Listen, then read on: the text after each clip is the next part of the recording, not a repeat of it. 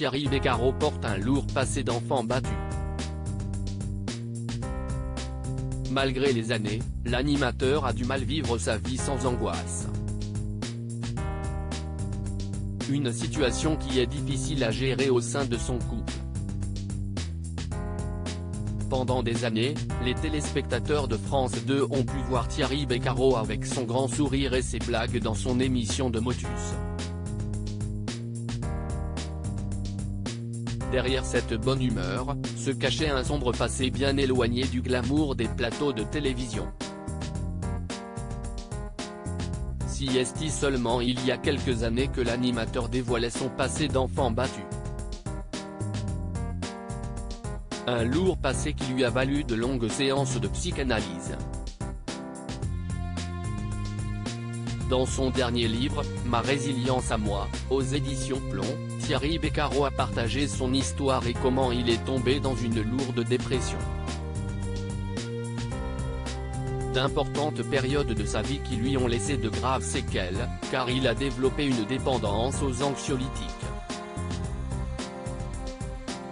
Thierry Beccaro, toujours angoissé de devenir comme son père aujourd'hui, s'y est toujours accompagné d'une petite boîte de médicaments de tout genre qu'il se déplace. Dans le podcast de Laurent Carilla, expert de l'émission Ça commence aujourd'hui, Thierry Beccaro s'est confié sur sa relation aux médicaments et comment son passé d'enfant battu a eu des conséquences sur ses relations amoureuses. Il y a eu des problèmes de couple. Si est surtout que j'avais très peur d'être papa.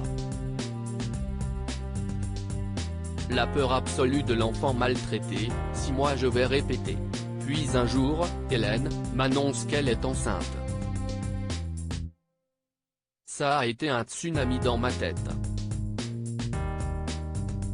Et là, j'ai pris des médicaments.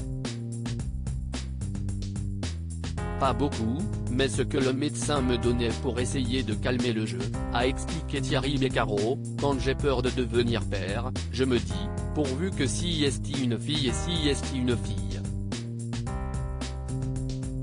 Une lutte quotidienne être compris après plusieurs années passées ensemble, Thierry Beccaro et sa compagne se séparent. J'ai perdu un peu confiance par rapport à notre relation personnelle. Il y avait une séparation qui s'opérait petit à petit, a expliqué l'animateur qui avait peur de ressembler à son père. Là, j'étais totalement dingue. Je suis moche, je suis une brute. Je cherchais l'amour avec infiniment de mal à en donner. Et avec toujours cette difficulté de l'engagement, la peur d'avancer, a expliqué l'animateur qui a bien tenté d'aller de l'avant jusqu'à la rencontre de sa nouvelle compagne, Emmanuelle. Ma femme un jour, elle m'a dit, il y a des moments où je ne peux pas suivre tes angoisses. Note de la rédaction. Si est le problème de tous ceux qui sont victimes de maltraitance. L'autre à côté, il ne peut pas comprendre votre descente dans les gouffres. Et puis cette difficulté à parler. On ne peut pas demander à l'autre de faire le travail de ce que tu fais. Tout le monde n'est pas psy.